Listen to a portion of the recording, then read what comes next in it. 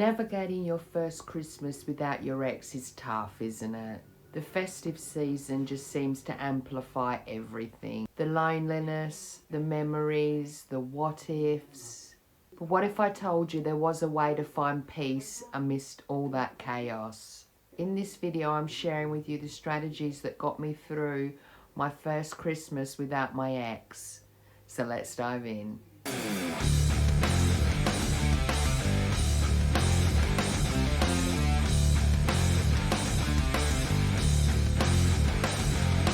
Welcome back everyone, I'm Samantha from LoveLab UK, and this is the second video in our holiday healing series. If you missed the first video, be sure you check it out, where we explored why the holidays feel exceptionally tough after a breakup, and we looked at some initial strategies for coping with that. Today we're diving into what was a real game changer for me, and that was mindfulness. So let's talk about why mindfulness and being present is going to help you get through the holidays without the ex. When you've gone through a breakup, especially around the holidays, it can feel like you're in a world of your own. All the lights and decorations and people shopping all make the pain worse. And we did discuss that in the last video, why it was due to something called rosy retrospections. I know firsthand how hard it can be, and anyone that knows my story knows that everything that I share with you is the research I did because my own 20-year relationship broke down. So I remember that first Christmas I had to endure, and it was just horrible. When I first started practicing mindfulness, it became a real game changer for me, and it became my go-to when I felt overwhelmed or really stressed or just really low, when memories of my ex would creep in, which they tend to do more around this time of the year. So if my mood was low and I started to feel rubbish, I would just put my earphones in and do a bit of meditation or some mindful breathing or a walk. And all these things helped lift my mood. So that's what I want to share with you today. Mindfulness is actually a practice that is rooted in ancient meditation traditions, but it's gained a lot of notoriety of recent years. Even therapists use mindfulness now. It's gained favor with them as well, because everybody can see the benefits of doing it. Now, there's different types of practices, and we're going to touch on a few of those today. According to research, mindfulness will actually help us gain control of our emotions. So it actually helps with our emotional regulation. It helps us calm our mind and actually decreases our stress levels by decreasing the stress hormone cortisol, which we touched on before. Recent studies have actually shown that by practicing mindfulness, it actually changes your brain's patterns. So let's start with something simple, which we did cover briefly in the first video, and that's a breathing exercise, sometimes known as box breathing. And it's basically breathing in for 4, holding for 4, exhale for 4. So it's 4, so you breathe in for 4 through your nose, hold for 4, and then breathe out for 4 through your mouth. This is actually one of my favorite mindfulness exercises because you can do it anywhere. No matter where you find yourself, you can stop and do some mindful breathing. It's especially helpful during the holiday season when emotions are heightened and they can bubble over. So here's how it works. Sit comfortably and close your eyes. Take a deep breath in through your nose for 4, hold for 4, exhale for 4. Let's try that again. In for 4, hold for 4, exhale for 4. Even a few cycles of this exercise is going to make a huge difference when you're feeling overwhelmed. So why does this actually work? So what happens here is deep controlled breathing activates the parasympathetic nervous system, which is responsible for calming you down.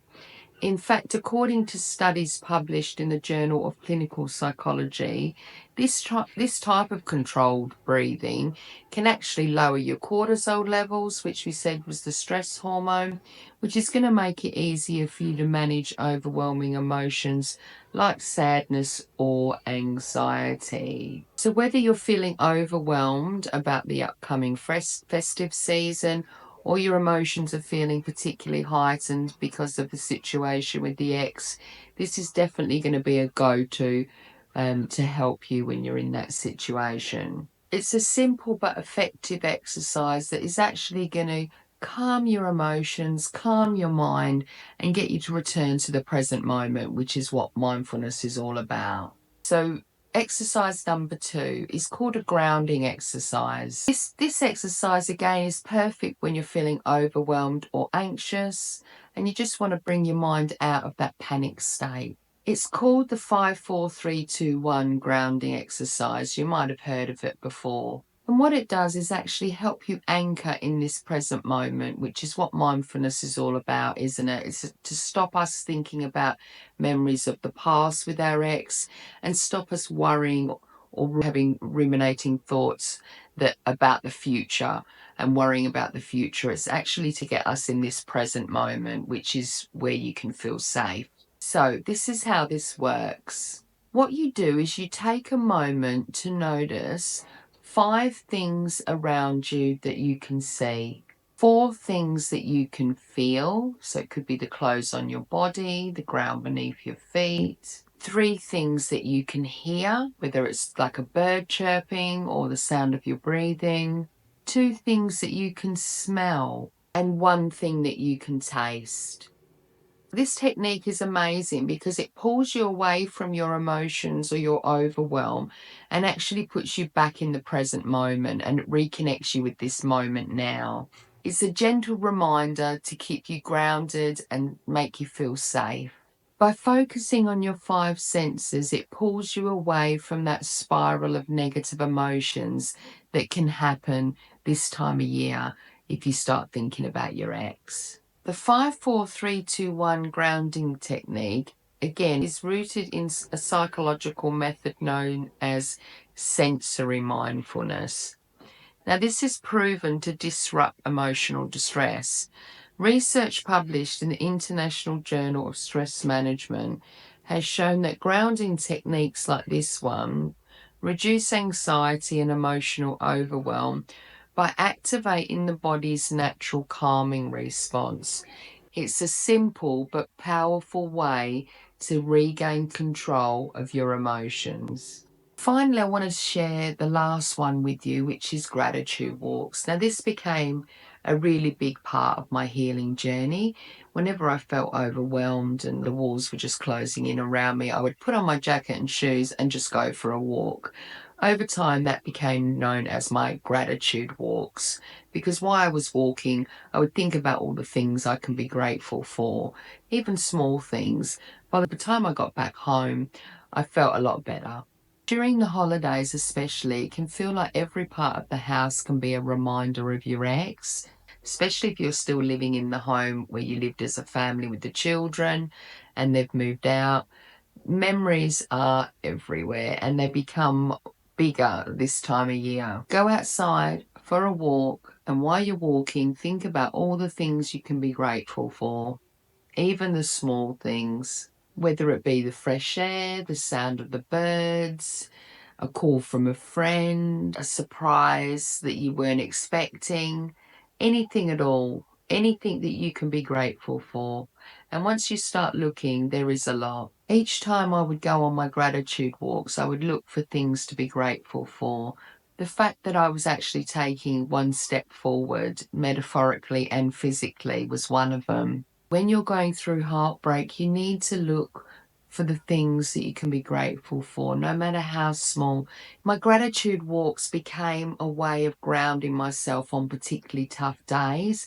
I know this may seem silly at first, but over time, all these little things that you're grateful for do add up, and they give you a sense of peace. Gratitude, or being grateful, is one of the most powerful things in mindfulness. Actual research has been done around all the benefits of practicing gratitude.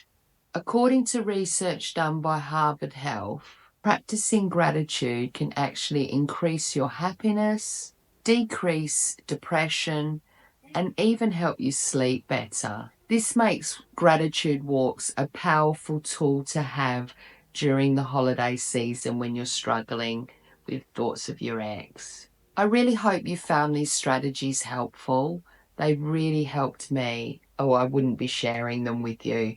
These practices may seem small, but honestly, over time they add up and they really help you regulate your emotions and find some peace when you're struggling with thoughts of your ex over the holiday season. If you're interested, I've done another free resource for you, which you can find in the link below. And as I said, go and check the first video out. There's a free resource there as well.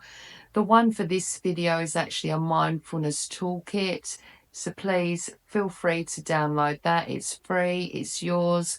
I made it with you in mind. So in the next video, we're talking about setting boundaries over the holiday season. Something that can be a real lifesaver if you're dealing with shared social circles. There's those tricky invitations and also those unexpected run-ins with the ex. So make sure you subscribe and put on your notification bell so you don't miss the next video. Thank you so much for watching, guys. I know this holiday season might look different than what you expected, but look at it as a time for growth and healing and even new beginnings. Take care of yourself. I'll see you in the next video, and remember, you're stronger than you think.